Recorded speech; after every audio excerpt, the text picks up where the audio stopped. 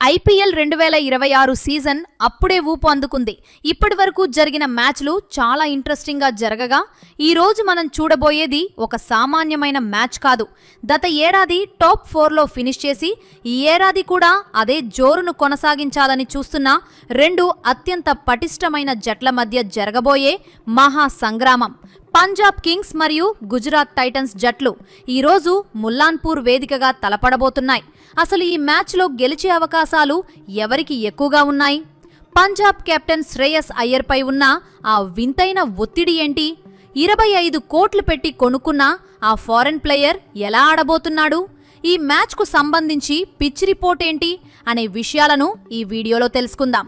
ఈ రెండు టీమ్స్లో ఏ టీం గెలుస్తుంది అనుకుంటున్నారో కామెంట్ చేసి వీడియోని చివరి వరకు చూడండి. ఈ రెండు జట్ల మధ్య ఉన్న పోటీ తత్వం గురించి మనం మొదట మాట్లాడుకోవాలి. పంజాబ్ కింగ్స్ మరియు గుజరాత్ టైటన్స్ మధ్య ఇప్పటి వరకు జరిగిన మ్యాచ్ల గణాంకాలు చూస్తే ఎవరికైనా మైండ్ బ్లాక్ అవ్వాల్సిందే. ఇప్పటి వరకు ఇరు జట్లు మొత్తం 6 సార్లు తలపడగా రికార్డు సరిగ్గా డెడ్ ఈక్వల్గా అంటే 3-3గా ఉంది. ఇక్కడ ఒక ఆసక్తికరమైన విషయం ఏమిటంటే ఈ 6 మ్యాచుల సీక్వెన్స్లో ఏ జట్టు కూడా వరుసగా 2 మ్యాచ్లు గెలవలేదు. ఒక మ్యాచ్లో గుజరాత్ గెలిస్తే తర్వాతి మ్యాచ్లో పంజాబ్ కంబ్యాక్ ఇచ్చి విజయం సాధించింది. ఈ సీక్వెన్స్ ప్రకారం చూస్తే గత మ్యాచ్లో పంజాబ్ గెలిచింది కాబట్టి లెక్క ప్రకారం ఈ మ్యాచ్లో గుజరాత్ గెలవాలి. కానీ క్రికెట్ అనేది లెక్కలతో ఆడే ఆట కాదు కాబట్టి గ్రౌండ్లో ఏం జరుగుతుందో చూడాలి.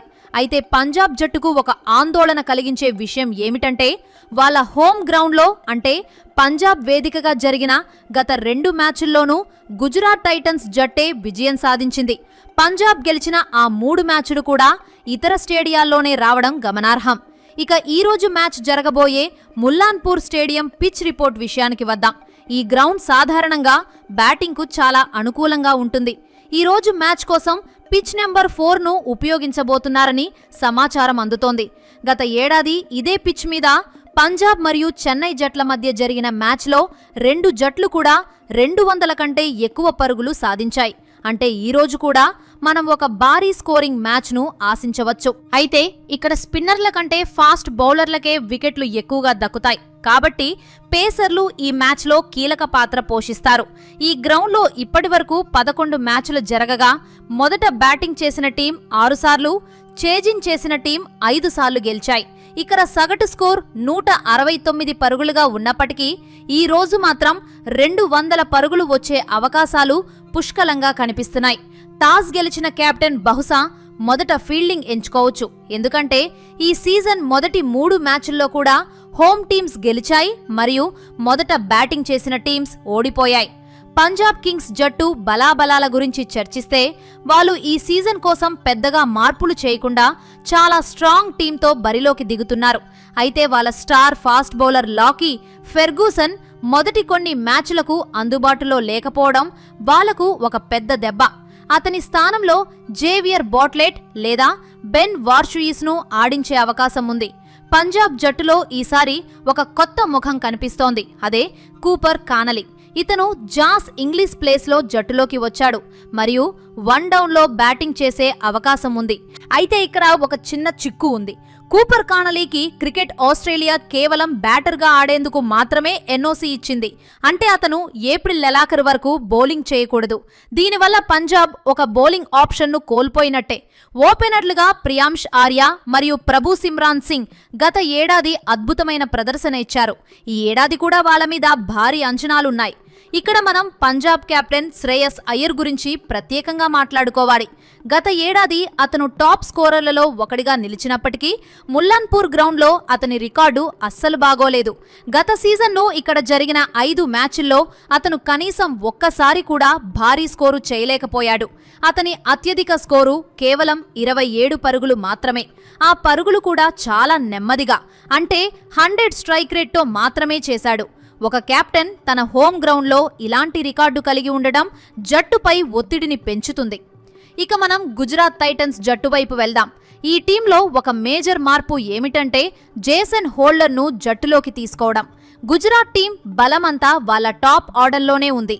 శుభ్మన్ గిల్, సాయి సుదర్శన్ మరియు జాస్ బట్లర్ ఈ ముగ్గురు క్లిక్ అయితే గుజరాత్ను ఆపడం ఎవరితరమూ కాదు. అయితే ఇక్కడ ఒక ఆందోళనకరమైన విషయం ఏమిటంటే జాస్ బట్లర్ ప్రస్తుతం ఫామ్లో లేడు. అతను వరల్డ్ కప్లో కూడా చాలా దారుణంగా విఫలమయ్యాడు.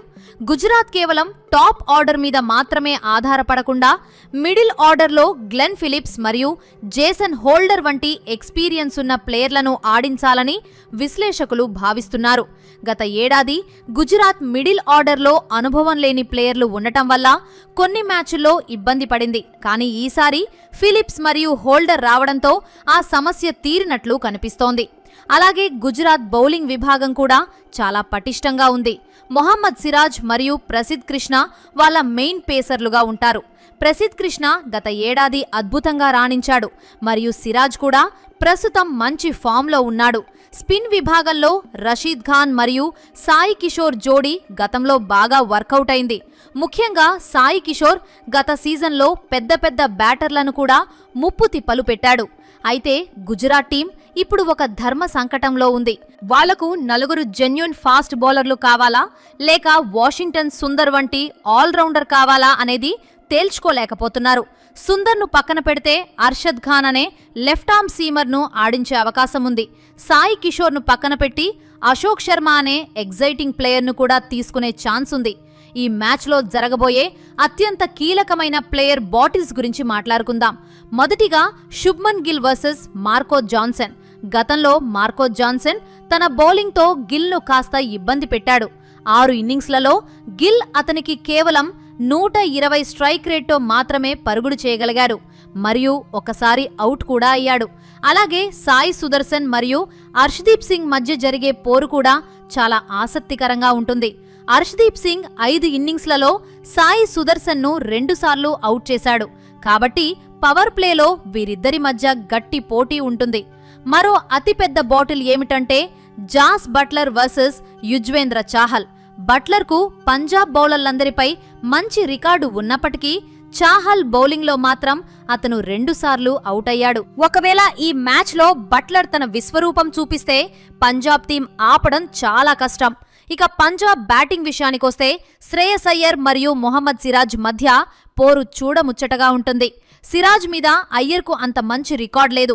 10 ఇన్నింగ్స్లలో అతను 2 సార్లు సిరాజ్ బౌలింగ్లో అవుట్ అయ్యారు మరియు అతని సగటు కేవలం 23 పరుగులు మాత్రమే.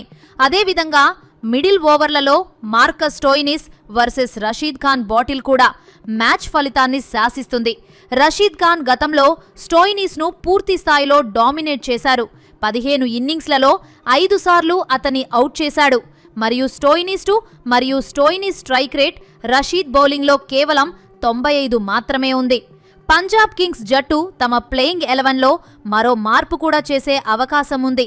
హర్ప్రీత్ బ్రార్ను పక్కన పెట్టి వైశాఖ్ విజయ్ కుమార్ అనే ఎక్స్ట్రా పేసర్ను తీసుకోవచ్చు. ఎందుకంటే ముల్లాన్పూర్ పిచ్ పేసర్ల సలకు ఎక్కువగా సహకరిస్తుంది. ఒకవేళ బ్యాటింగ్ ఇంకా బలోపేతం చేయాలనుకుంటే కూపర్ కానలీ ప్లేస్లో అజ్మతుల్లా ఒమర్జాయ్ను కూడా ఆడించే ఛాన్స్ ఉంది. ఎందుకంటే ఒమర్జాయ్ ప్రస్తుతం మంచి ఫామ్లో ఉన్నాడు మరియు బ్యాటింగ్ బౌలింగ్ రెండింటిలోనూ రాణించగలడు. గుజరాత్ టీం కూడా వాషింగ్టన్ సుందర్ను మిడిల్ ఆర్డర్లో నెంబర్ 4లో ఆడించే ప్రయోగాలు చేసే అవకాశం కనిపిస్తోంది. ఓవరాల్గా చూసుకుంటే ఈ మ్యాచ్లో పంజాబ్ కింగ్స్ జట్టుకు పవర్ ప్లే బౌలింగ్ చాలా ముఖ్యం. వాళ్ళు గనక గుజరాత్ టాప్ ఆర్డర్ను అంటే గిల్, బట్లర్ మరియు సాయి సుదర్శన్లను త్వరగా అవుట్ చేయగలిగితే మ్యాచ్ వాళ్ళ చేతుల్లోకి వస్తుంది. మరోవైపు గుజరాత్ టైటన్స్ జట్టు రాజస్థాన్ రాయల్స్ లాగా ఒక కలెక్టివ్ టీమ్ ఎఫర్ట్తో పంజాబ్ను దెబ్బకొట్టాలని చూస్తోంది. ఆన్ పేపర్ చూస్తే పంజాబ్ కింగ్స్ కొంత బలంగా కనిపిస్తున్నప్పటికీ ముల్లాన్పూర్లో గుజరాత్ రికార్డు మరియు వాళ్ళ క్వాలిటీ పేస్ అటాక్ పంజాబ్కు సవాలు విసరబోతున్నాయి. చివరిగా ఐపీఎల్ 2026లోని ఈ 4వ మ్యాచ్ పరుగుల వర్షాన్ని మరియు ఉత్కంఠభరితమైన పోరాటాన్ని అందిస్తుందని ఖచ్చితంగా చెప్పవచ్చు. 13 ఏళ్ల రికార్డులను తిరగరాయాలని, పంజాబ్ తన ఆధిపత్యాన్ని కొనసాగించాలని గుజరాత్ పట్టుదలతో ఉన్నాయి. శ్రేయస్ అయ్యర్ తన హోమ్ గ్రౌండ్ శాపాన్ని విడగొడతాడా లేదా అనేది ఈ మ్యాచ్లో అతిపెద్ద ఆకర్షణ కాబోతోంది. సో ఇది ఫ్రెండ్స్, ఈ వీడియో మీకు నచ్చితే ఒక లైక్ చేసి ఇలాంటి మరెన్నో ఇంట్రెస్టింగ్ వీడియోస్ కోసం మా ఛానల్ని సబ్స్క్రైబ్ చేసుకోండి.